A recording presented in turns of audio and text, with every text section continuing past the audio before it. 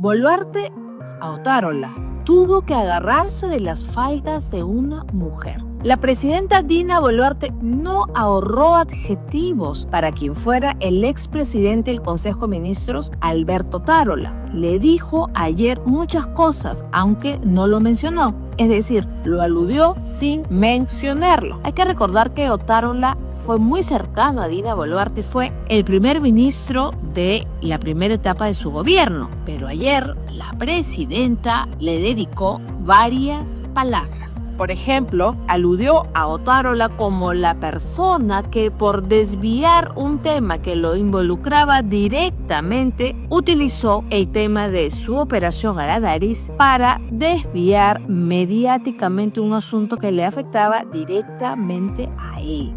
Aquel exfuncionario que dijo eso en el Congreso de la República fue tan cobarde de no responder los 4 puntos de agenda para lo cual fue citado y tuvo que agarrarse de las faldas de una mujer cuando él sabía que mi salud respiratoria no era de ese día, dijo la presidenta Boluarte ayer en clara alusión a su operación a la nariz. ¿A qué se refería Boluarte? Hay que recordar que el año pasado Alberto Otárola fue citado a la Comisión de Fiscalización del Congreso para hablar de varios temas, entre ellas algunas contrataciones durante su paso por el Ministerio de Defensa y la PCM. Bueno, fue en esa oportunidad que Alberto Otárola dijo un tema, es decir, confirmó lo que se sabía, pero no estaba dicho públicamente, que la presidenta Dina Boluarte se había sometido a una cirugía a la nariz. Pero en esa oportunidad, Otárola dejó entrever que se había tratado de una cirugía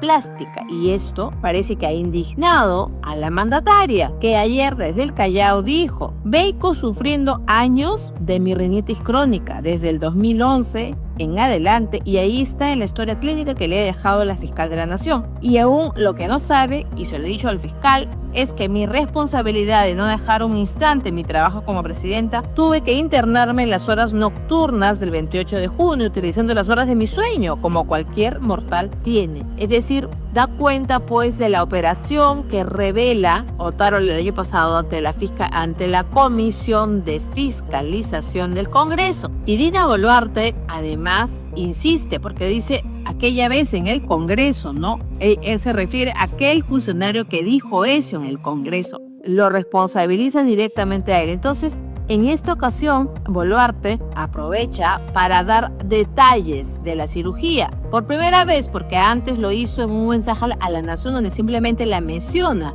Pero ahora Boluarte da detalles de fecha, de hora. Entonces, también dijo ayer en el Callao: yo ingresé en la noche del 28 de junio para hacer uso 40 minutos con anestesia local para que me pudieran corregir el tabique desviado que tenía y los cornetes crecidos que no me dejaban respirar. Y cada vez que iba a provincia a trabajar, me ahogaba y me asfixiaba. Y de eso tenían conocimiento mis ministros. Nunca dejé de trabajar, aseveró visiblemente mortificada y además levantando la voz, casi gritando. Como dije, ella detalla el sometimiento o detalla la cirugía, dice que fue la víspera del feriado, que el 29 de junio, como se sabe, es feriado, día de San Pedro y San Pablo. Entonces ella dice que ella aprovechó las horas de sueño y el feriado. Entonces así le ha respondido, ¿no? Boluarte a Otárola varios meses después, hay que decirlo también.